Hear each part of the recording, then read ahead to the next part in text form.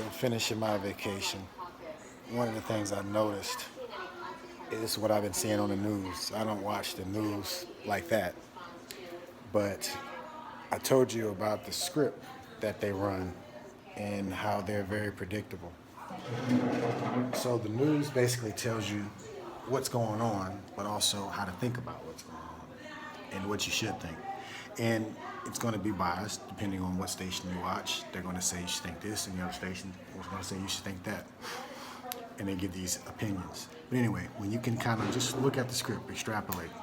So now you hear about this new variant that's not named a Greek letter that's supposedly in Africa and they're shutting down. And there's a lot of fear and a lot of hype around what's coming and how the current jabs may not be effective. So just keep your eye on that as if this new thing rolls out and what's been done in the past isn't valid anymore and they need to recharge something or boost something, if you will.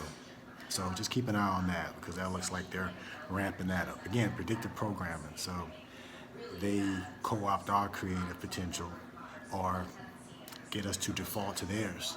And that's how this is happening. So you have to be aware of it to see it and you have to counteract it. It doesn't have to be done violently or anything like that. It's just have to be aware of it and choose to do otherwise because we have a choice in this as well.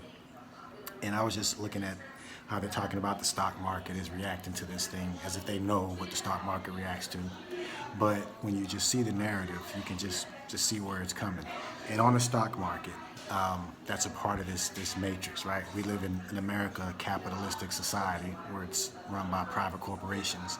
These same private corporations lobby the government to allow them to do what they want to do. These multinational corporations are dealing with multi-government. So in a level, they're actually above government because they influence politicians. There's too much money in politics. That's why it's corrupt. So I can buy influence.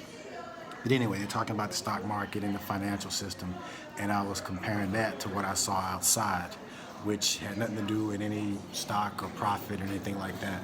So our system of profit is part of the problem because profit is about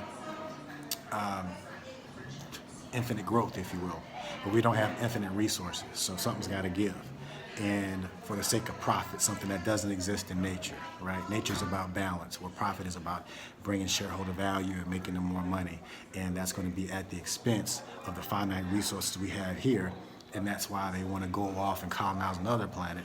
But if you don't solve the main problem, we're just going to do it again. So this whole system doesn't exist in reality. That's why it's the Matrix.